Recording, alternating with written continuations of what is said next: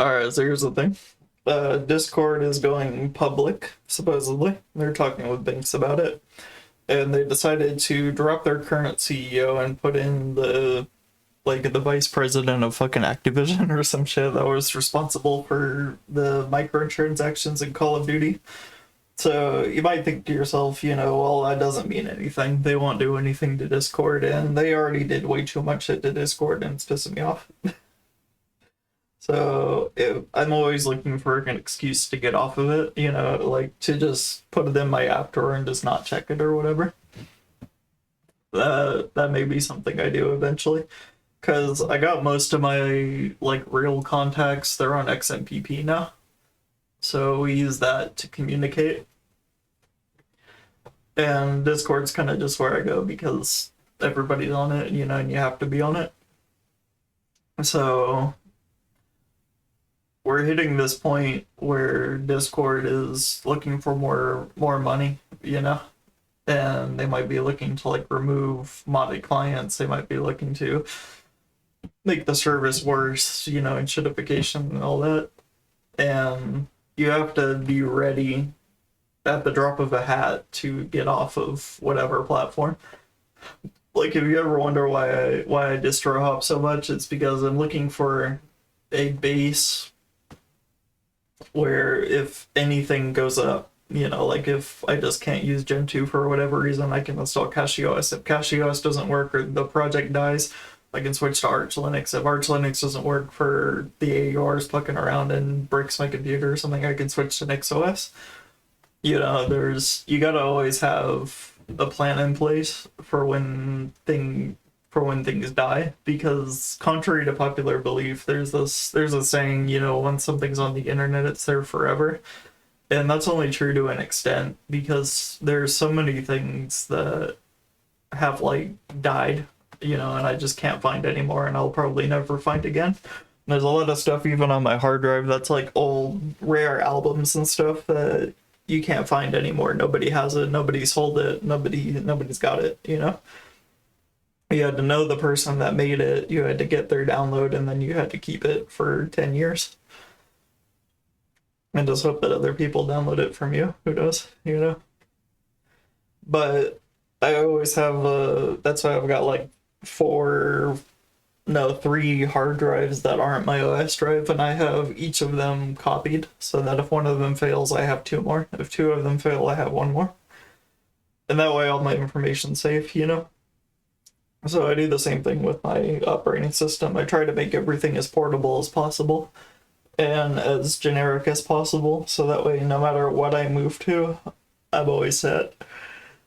And Discord's got to be the same way. You got to be ready to start moving your friends over to other platforms, because it'll get to the point where the open source kind of community doesn't want to use it anymore, in the same way they don't want to use Windows.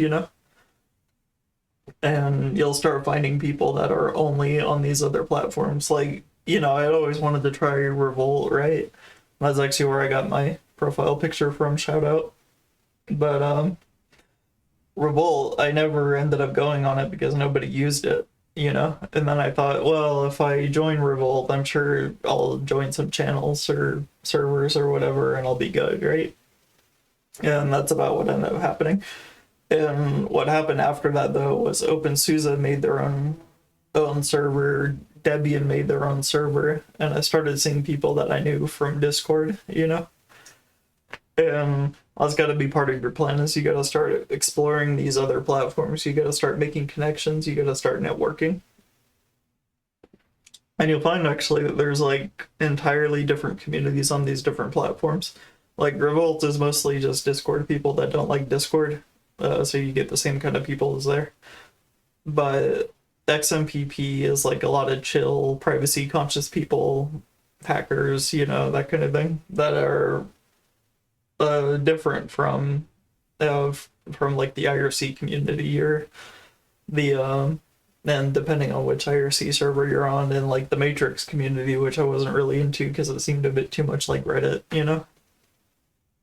So you get all these different groups and different communities you can join, you know, and you can just lurk there. That's basically what I do. I'm on too many of them now. But you want to make sure that you have a plan in place for when, you know, people start making the switch. You don't want to be caught, because like this is what I told my friend who said he's going to switch to Linux Mint when Windows 10 goes end of life.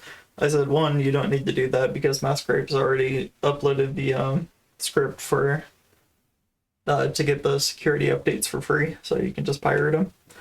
But the other thing too is you can or the sooner you do this, the quicker you switch over. If you get that second hard drive and you just put Linux Mint on it, the faster you learn that, the easier your transition is going to be later, because you'll already have the connections there. And so that's what you want to be doing, basically. You want to make sure that you are ready to go. You want to make sure that you have talked to these people, that you have made friends on other platforms, because there are a lot of other platforms you can choose from. And it's really cool to see that you know, people exist outside of maybe your bubble, you know. So that's kind of my, I haven't uploaded in a bit. This is what I wanted to talk about. It just kind of came to me on a whim. I had other things I wanted to talk about too. Like I'm thinking of making another Gen 2 video, because you can't see it right now, but I am actually on Gen 2 right now with Mate. So that's cool. Alright, I'll see you guys later. Bye.